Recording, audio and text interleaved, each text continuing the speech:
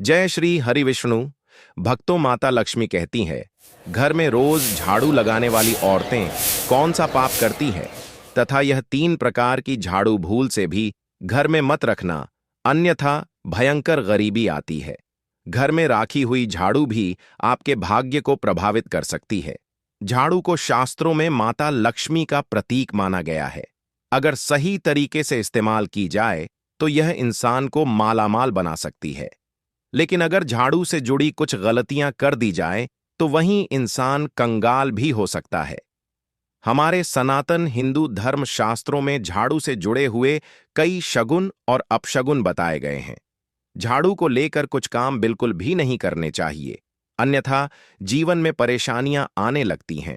झाड़ू को सही दिशा में और सही ढंग से रखना बहुत जरूरी है, वरना यह माता लक्ष्मी की बहन लक्ष्मी को आकर्षित करती है, जो कि दरिद्रता और संकटों की प्रतीक मानी जाती है। एक समय की बात है, किसी नगर में एक अत्यंत धनवान सेठ अपनी पत्नी के साथ रहा करता था। वह भगवान श्री विष्णु का बड़ा भक्त था। प्रतिदिन उठकर तुलसी में जल देता था, उनकी नित्य पूजा आराधना करता था। उसकी पत्नी अत्यंत सद्गुणी, विनम्र और धर्मपरायण स्त्री थी। दोनों का जीवन सुख समृद्धि से भरा था, किंतु संतान के अभाव में वे बहुत दुखी थे। बहुत प्रार्थना और पूजा के बाद एक दिन उनकी प्रार्थना स्वीकार हुई और फिर उनके घर एक सुंदर पुत्री ने जन्म लिया। माता पिता ने अपनी पुत्री का नाम सुनंदा रखा। सुनंदा बचपन से ही माता पिता की अत्यंत प्रिय थी। कई सारी मन्नतें मांगते हुए और भगवान शिव के सावन सोमवार के व्रत करने से उन्हें पुत्री की प्राप्ति हुई थी। इसीलिए सेठ और उनकी पत्नी उस कन्या को हमेशा अपनी पलकों पर बिठाकर रखते थे। उसे कभी कोई भी चीज की कमी नहीं होने देते थे। उसकी हर एक इच्छा पूर्ण की जाती थी, मानो जैसे कि उसने देवराज इंद्र के घर में जन्म लिया हो। अब इधर सेठ की अपार धन संपत्ति की वह भी इकलौती वारिस थी। अब समय के चलते वह कन्या शुक्ल पक्ष के चंद्रमा के समान सुंदर रूप को लिए धीरे धीरे बढ़ने लगी, किंतु माता पिता के अति प्रेम और दुलार के कारण वह अत्यंत बिगड़ गई। उसका स्वभाव आलसी, कपटी, घृष्ट और अभिमानी हो गया। वह अपशब्द बोलती, सभी अन्य लोगों को अपमानित करती और उसे स्वच्छता से सख्त नफरत थी। उसने कभी जीवन में झाड़ू को छुआ तक नहीं था। समय के चलते अब तो वह अपने माता पिता के साथ हठ करने लगी थी। फिर एक दिन उसके माता पिता ने सोचा कि विवाह के बाद शायद वह सुधर जाए, इसलिए वह सुनंदा के विवाह की चिंता करने लगे। जब वह 16 वर्ष आयु को प्राप्त हुई तो सेठ ने सुनंदा के विवाह हेतु अनेक धनवान और प्रतिष्ठित घरानों से रिश्ते लाए, लेकिन सुनंदा सबको अपमानित कर भगा देती थी।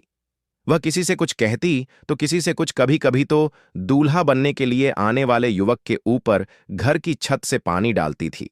उसकी इस प्रकार की बचकानी हरकतों के कारण नगर के लोग उस कन्या से डरने लगे थे। इसी कारण से अब सेठ और उसकी पत्नी अत्यंत चिंतित और दुखी रहने लगे। फिर एक दिन की बात है, संयोग व सुनंदा की नजर वन में रहने वाले एक अत्यंत गरीब ब्राह्मण युवक पर पड़ी। उस युवक का नाम शांतनु था। नाम के समान ही वह शांत स्वभाव का बुद्धिमान और सभी शास्त्रों में पारंगत था। वह भगवान विष्णु का अनन्य भक्त था और प्रतिदिन प्रातः उठकर स्नान आदि करके वह तुलसी में जल देता था और फिर गांव के एक शिव मंदिर में जाकर बड़े ही भक्ति भाव से भगवान शिव की भक्ति और पूजा आराधना करता था। शांतनु, जो कि सीधा साधा युवक था और सरल जीवन व्यतीत करता था, किंतु उस दिन जब सुनंदा अपने सहेलियों के साथ वन में घूम रही थी कि तभी उसकी नजर उस सुंदर युवक पर पड़ी और देखते ही देखते वह उसके शांत स्वभाव और सुंदर रूप को देख वह प्रेम में पड़ गई। अब क्या था, सुनंदा को शांतनु बहुत पसंद आया और उसने अपने घर वापस आकर पिता से कह दिया, पिताजी, आपने मेरे लिए कई सारे वर देखे हैं, किंतु मैं उसी ब्राह्मण युवक से विवाह करूंगी जिसे आज मैंने वन में देखा था, जो कि ब्राह्मणों के साथ पूजा के लिए जा रहा था। अपने बेटी के मुख से यह बातें सुनकर सेठ को बहुत आश्चर्य हुआ, लेकिन बेटी की खुशी के लिए अगले सुबह वे दोनों ही युवक के पास गए। उसकी कुटिया को देख सेठ को मन ही मन दुख तो हुआ, लेकिन उसने सोचा कि चलो देख लेते हैं, आखिर क्यों मेरी बेटी ने इस गरीब ब्राह्मण को चाहा है तथा क्यों उससे ही विवाह करना चाहती है। तब सेठ ने उस युवक के पास जाकर पूछा, हे विप्रवर, आप कौन हैं? कृपया आप मुझे सविस्तार परिचय दीजिए। तब शांतनु ने कहा, आइए विप्रवर, आपका स्वागत है। मेरा नाम शांतनु है। मैं एक गरीब ब्राह्मण हूं। घर में मेरे वृद्ध माता पिता हैं और मैं मंदिर में पूजा आराधना करते हुए अपना जीवन व्यापन करता हूं। कहिए, अब मैं आपकी किस प्रकार से सहायता कर सकता हूं? तब सेठ ने कहा, हे विप्रवर, यह मेरी कन्या सुनंदा है, जो कि आपको मन ही मन चाहती है और आपसे विवाह करना चाहती है।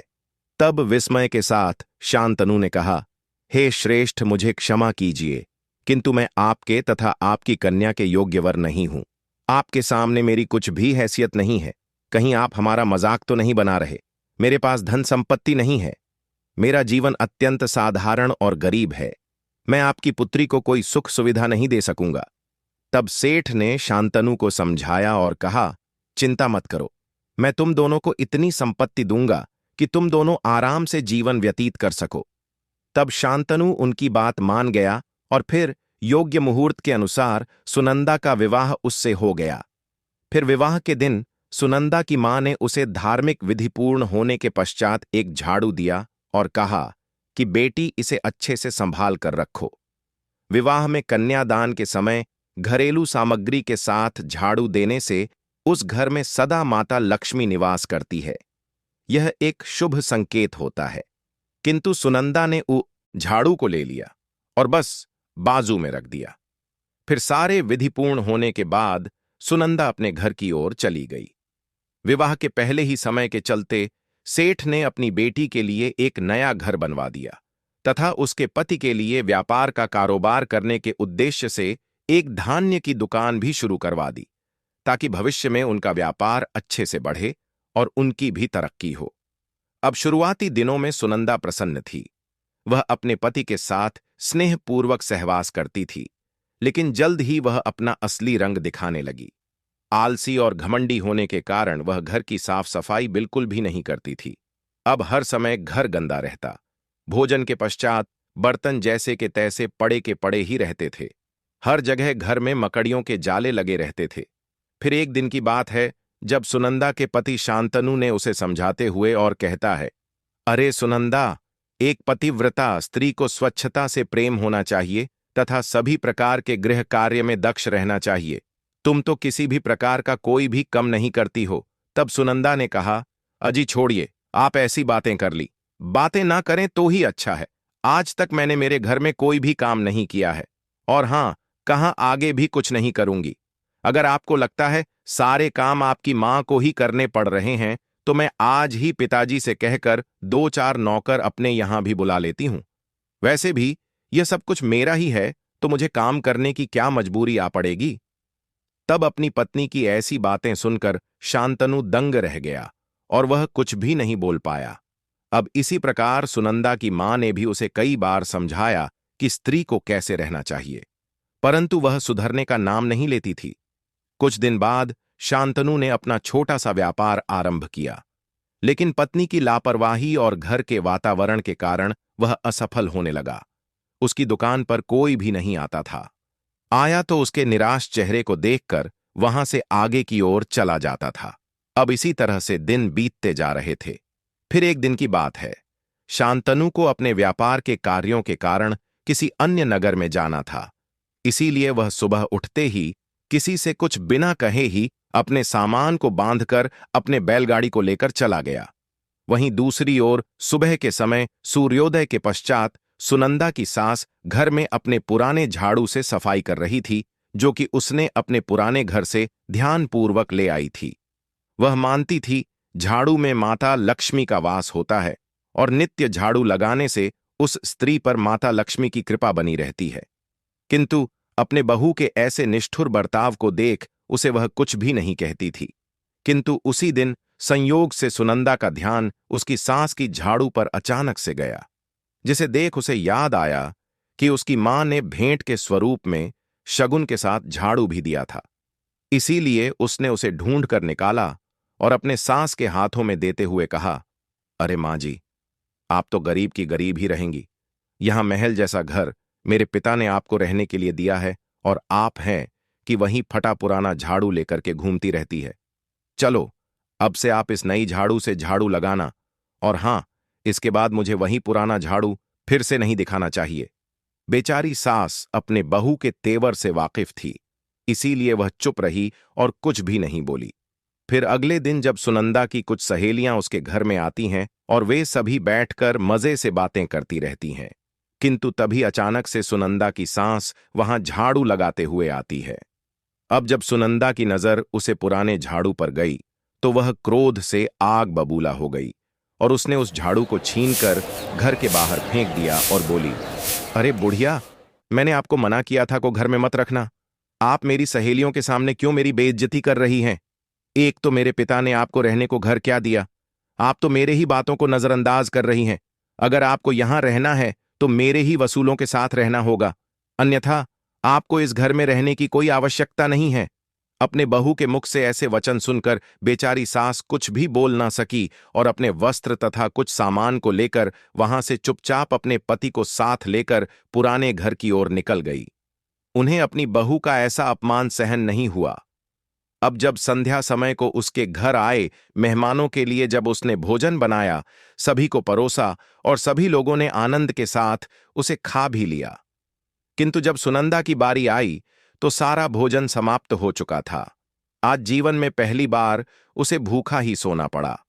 फिर अगली सुबह उठते ही उसने घर में गंदगी के कारण झाड़ू तो लगाया, किंतु जैसे ही उसका काम हो गया उसने उसे घर के कोने में फेंक दिया और उसे पैर से अलमारी के नीचे खिसका दिया।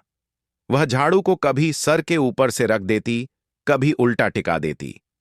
वह अक्सर शाम के बाद झाड़ू लगाने लगती और कचरा घर से बाहर फेंक देती थी। यह सब शास्त्रों के अनुसार माता लक्ष्मी का अपमान माना गया है, लेकिन सुनंदा को इसका कोई ज्ञान नहीं था। वह इसे सिर्फ साधारण काम समझकर कर रही थी। फिर अगली सुबह स्नान आदि करके उसने भोजन बनाया और अपने घर आए सभी मेहमानों को परोसा, किंतु सभी के भोजन के पश्चात आज फिर से सुनंदा के लिए भोजन नहीं बच पाया। अब वह बहुत आश्चर्यचकित रह गई और मन ही मन सोचने लगी कि मैंने आज रात से कई गुना अधिक भोजन बनाया था, फिर भी मुझे भूखा ही रहना पड़ा। अब फिर से उसने स्वयं के लिए चावल पकाकर खा लिए। फिर दूसरे दिन जब सुनंदा ने घर में झाड़ू लगाया, किंतु आज भी उसने पैर से छूकर बाहर निकाला और स्वच्छता के बाद उसे वैसे दरवाजे के पीछे खड़ा रख दिया। अब होनी को कुछ और ही मंजूर था। सुनंदा जाने अनजाने में गलतियां करती ही जा रही थी, लेकिन उसके घर की नकारात्मकता की समझ उसे नहीं आ रही थी। अभी इसी प्रकार से कुछ दिन बीतते जा रहे थे। सुनंदा अब अकेली होने के कारण उससे मिलने हर दिन कोई ना कोई मेहमान आता रहता था, किंतु जब भी वह उनके लिए भोजन बनाती और पहले से अधिक मात्रा में बनाती थी, फिर भी वह समाप्त हो जाता था।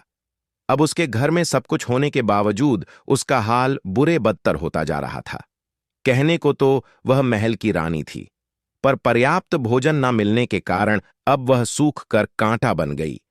अब इसी तरह से कुछ दिन बीतने के बाद एक दिन शांतनु वापस अपने घर में आता है। तब वह देखता है कि उस घर में उसके माता पिता नहीं हैं।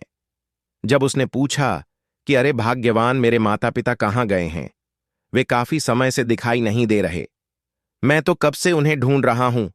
क्या तुम जानती हो आखिर वे कहाँ गए हैं? तो उसने बताया कि उन्हें मेरे साथ रहना रास नहीं आया है, इसीलिए वे अपने पुराने घर को चले गए हैं। इस बात को सुनकर शांतनु को बड़ा ही दुख हुआ। अब वह समझ गया सुनंदा को उसके माता पिता बोझ लगने लगे हैं, इसीलिए उस दिन वह अपनी पत्नी से कुछ भी नहीं कहता है, क्योंकि उससे मुंह लगाना कितना भारी पड़ सकता है यह भली भांति जानता था। तो उसने भोजन किया और शांतित होकर सो गया। फिर अगले दिन दोनों पति पत्नी घर के आंगन में झगड़ा कर रहे थे। तभी उन्होंने देखा कि एक साधु उनके घर के सामने रुका और उनके घर की तरफ दोनों हाथों को जोड़कर कुछ मन ही मन बातें कहते हुए प्रणाम करके चला गया। उन्हें आश्चर्य हुआ कि साधु ने किसे प्रणाम किया। फिर अगले दिन से यह रोज का क्रम हो गया। साधु प्रतिदिन उनके घर के सामने आता, हाथ जोड़कर प्रणाम करता और चला जाता। अब धीरे धीरे सुनंदा की बुरी आदतों के कारण घर का सारा धन संपत्ति समाप्त होने लगी। वह अपने पिता से धन मांगकर पिता को भी कंगाल बना चुकी थी। अब एक दिन शांतनु भी उसकी हरकतों से तंग आकर उसे छोड़कर चला गया और माता पिता की सेवा करने लगा। वह साधु साक्षात भगवान श्री हरि विष्णु थे, जो सुनंदा को मार्गदर्शन करने हेतु धरती लोक पर एक साधु का रूप धारण करके आए थे। क्योंकि सुनंदा के माता पिता ने भगवान विष्णु की खूब पूजा की थी, इसीलिए भक्तवत्सल प्रभु स्वयं उसकी सहायता करने के लिए आए थे। अब इधर सुनंदा अकेली रह गई, लेकिन उसका स्वभाव नहीं बदला। वह ऐओ आराम में जीकर बचा खुचा जो धन था उसने उसे भी उड़ा दिया। अब उसके पिता ने भी उसका त्याग कर दिया। अंत में वह पूरी तरह से कंगाल होकर अपने घर में अकेली रह गई। अब उसे अपने कर्मों का गहरा पश्चाताप होने लगा, लेकिन अब बहुत देर हो चुकी थी। किंतु इसी बीच एक बात नहीं बदली। वह साधु अभी भी रोज उसके घर के सामने आते, प्रणाम करते और मन ही मन कुछ कहते हुए वहां से चले जाते थे। फिर एक दिन सुनंदा से रहा ना गया। वह घर के बाहर निकली और क्रोध से बोली, हे साधु, प्रतिदिन मेरे घर को देखकर तुम किसे प्रणाम करते हो? मेरे घर में तो अब कुछ भी नहीं बचा, लेकिन तुम हो कि हर दिन मुझे प्रणाम करते हो। आखिर तुम्हें क्या चाहिए? तब साधु मुस्कुराया और बोला, हे पुत्री, मैं तुम्हारे घर में विराजमान देवी लक्ष्मी को प्रणाम करता हूं। तुम्हारे घर में जो गंदगी, आलस्य, अभिमान और कटुवाणी विराजमान है, वही देवी लक्ष्मी का स्वरूप है। मैं उनका सम्मान करता हूं ताकि वे मेरे घर कभी ना आए। इसीलिए प्रतिदिन जब भी मैं आपके घर के सामने से गुजरता हूं, मैं लक्ष्मी जी को प्रणाम करता हूं। देखो, जो तुम्हारे घर के ऊपर बैठी हुई है। अब क्या था? सुनंदा यह सुनकर हतप्रभ रह गई, मानो कि अब तो उसके पैरों के नीचे से जमीन खिसक गई हो। वह कुछ पलों के लिए सदमा पाकर शांत रह गई और कुछ भी आगे बोल नहीं पाई। जब उसने खुद को संभाला, तब उसे समझ आ गया कि उसने कोई तो बड़ी भूल की है। उसने स्वयं ही देवी लक्ष्मी को त्याग कर देवी लक्ष्मी को अपने घर में स्थान दिया था। अब वह फूट फूट कर रोने लगी, जिस कारण से उसके साथ ऐसा हो रहा है। तब उसने उस साधु के चरणों को पकड़ लिया और बोली, हे महात्मा, कृपा करें और मुझे इसका कोई उपाय बताएं। सुनंदा के विनम्र भाव को तथा उसके भीतर के पश्चाताप को देखकर साधु भगवान श्री हरि विष्णु कहते हैं, हे पुत्री, अगर तुझमें साहस है तो ध्यान से सुनो। तुम्हारी ही गलती के कारण ऐसे प्रकोप हुआ है। तुमने घर में रखी झाड़ू का अपमान किया था, इसलिए देवी लक्ष्मी तुम्हारे घर से रुष्ट होकर चली गई है। तब सुनंदा कहती है, हे स्वामी, मुझे क्षमा करें और मेरा मार्गदर्शन करें। मैं इस भूल के लिए माता लक्ष्मी से क्षमा याचना करूंगी। आज से उनकी नित्य पूजा आराधना करूंगी। हे महाराज, आपसे मैं विनती करती हूं, मेरा मार्गदर्शन करें। तब साधु भगवान विष्णु कहते हैं, हे पुत्री, उठो, शांत हो जाओ। मैं तुम्हें मार्गदर्शन करता हूं, किंतु अब तुम मेरे प्रत्येक शब्द को ध्यानपूर्वक सुना। तब सुनंदा हाथ जोड़कर साधु से प्रणाम करती है और कहती हैं, जी हां महाराज, अब आप मुझ में पर कृपा करें। तब आगे साधु कहते हैं, हे पुत्री, झाड़ू सिर्फ गंदगी साफ करने का औजार नहीं, यह आपके भाग्य की दिशा भी तय कर सकती है। शास्त्रों में झाड़ू को माता लक्ष्मी का प्रतीक माना गया है। इसे सही तरीके से इस्तेमाल किया जाए तो यह धन, समृद्धि और सुख शांति लाने वाली होती है, लेकिन लापरवाही से इसका उपयोग घर में दरिद्रता, अशांति और संकट ला सकता है। अब तुम्हें मैं झाड़ू के प्रकारों के विषय में बताता हूं तथा कौन सी झाड़ू शुभ होती है या कौन सी अशुभ है। तो सुनो, झाड़ू 3 प्रकार की होती है। पहला, प्लास्टिक की झाड़ू। यह पूरी तरह त्याज्य मानी जाती है, इसमें धार्मिक ऊर्जा नहीं होती। दूसरा है सिक्कों वाली झाड़ू। यह सबसे उपयुक्त मानी जाती है, इसे देवी लक्ष्मी का वाहन कहा गया है। और तीसरा है फूल या सजावटी झाड़ू। यह केवल सजावट के लिए है, सफाई के लिए उपयोग नहीं करनी चाहिए। घरों में केवल सिक्कों वाली झाड़ू का प्रयोग करें और वह भी प्राकृतिक हो। हे पुत्री, झाड़ू खरीदने का शुभ समय भी आपका भाग्य निश्चित करता है। झाड़ू खरीदने के लिए शनिवार, मंगलवार या रविवार, क्रूरवार को सबसे शुभ माना गया है। वहीं सोमवार, बुधवार, गुरुवार और शुक्रवार को झाड़ू खरीदना अशुभ माना जाता है। दीपावली, अमावस्या, ग्रहण, पूर्णिमा जैसे पवित्र तिथियों पर झाड़ू खरीदना और उपयोग करना धनवर्धक होता है। अब मैं तुम्हें घर में झाड़ू को रखने की सही दिशा के विषय में बताता हूं। ईशान कोण उत्तर पूर्व में झाड़ू बिल्कुल ना रखें। यह पूजा स्थल होता है, देवगप प्रसन्न होते हैं। दक्षिण पश्चिम को झाड़ू रखने का सबसे उत्तम स्थान माना गया है। यह नेतृत्व कोण है और घर के मुखिया की उन्नति को दर्शाता है। झाड़ू लगाने का सही समय और उसका प्रभाव के विषय में जान लो कि सुबह सूर्योदय से पहले का समय जो होता है वह सबसे शुभ होता है, जिससे घर से दरिद्रता, रोग और नकारात्मकता का नाश होता है और मां लक्ष्मी प्रसन्न होती हैं। दोपहर का समय जो होता है वह सामान्य होता है। वह ना शुभ अशुभ होता है, विशेष लाभ नहीं होता, लेकिन हानि भी नहीं होती। केवल अत्यधिक गंदगी होने पर झाड़ू लगाए और संध्या सूर्यास्त के समय और बाद में का समय जो होता है वह अत्यंत अशुभ। देवी लक्ष्मी घर छोड़ देती हैं और देवी अलक्ष्मी दरिद्रता का आगमन होता है। यह समय रात्रि देवताओं का माना गया है, जिसमें झाड़ू लगाना वर्जित है। रात में झाड़ू लगाने की मजबूरी हो तो क्या करें?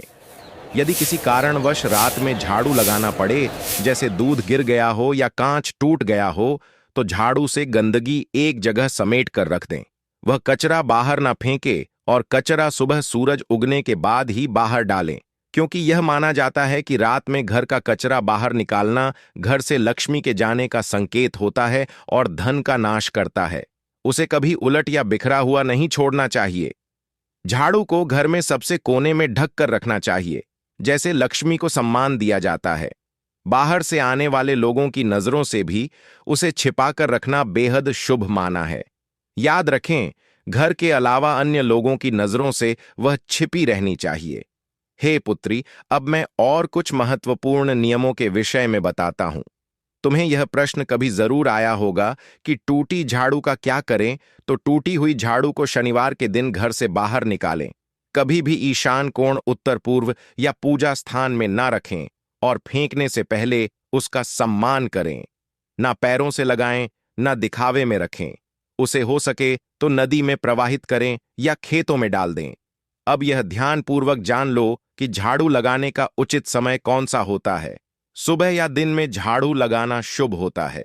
सूर्यास्त के बाद, रात में या किसी के जाने के तुरंत बाद झाड़ू लगाना अशुभ होता है।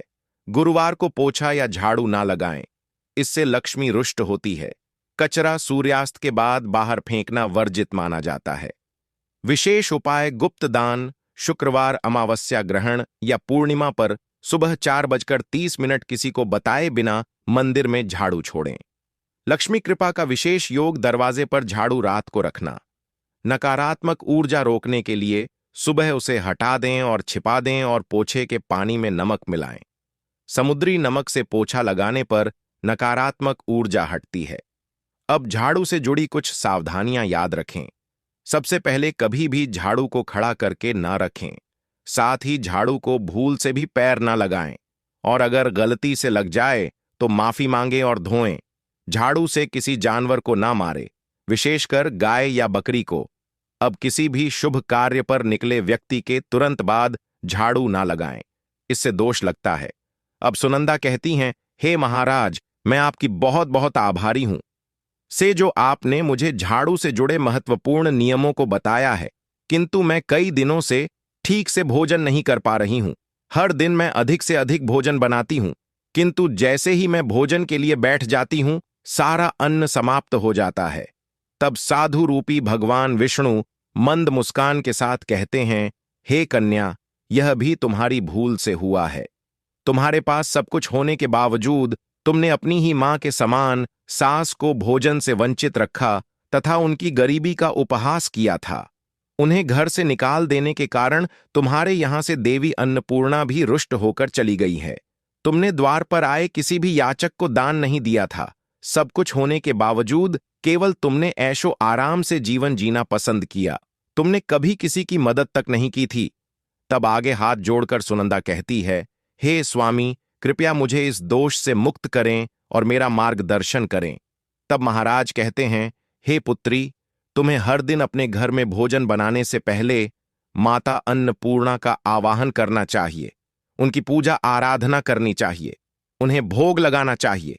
आज तक तुमने ऐसा कुछ भी नहीं किया था।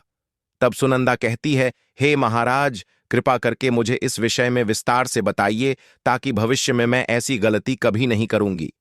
तब महाराज कहते हैं, हे पुत्री, अब ध्यान से सुनो। देवी अन्नपूर्णा ही जगत के पालन पोषण का कार्य करती है। इसीलिए जब भी तुम भोजन बनाने के लिए जाओ तो उनकी आराधना जरूर करना।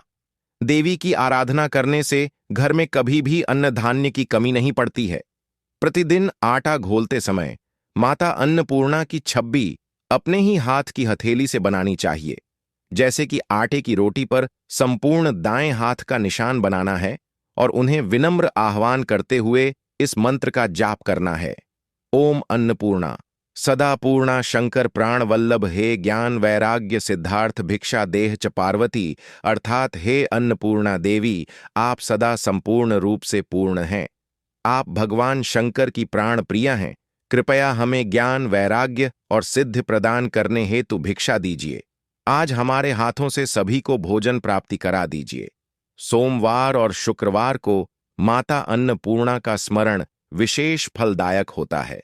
साथ ही प्रतिदिन भोजन बनाते समय एक रोटी या अन्न का कुछ हिस्सा गाय, कुत्ते, कौए और जरूरतम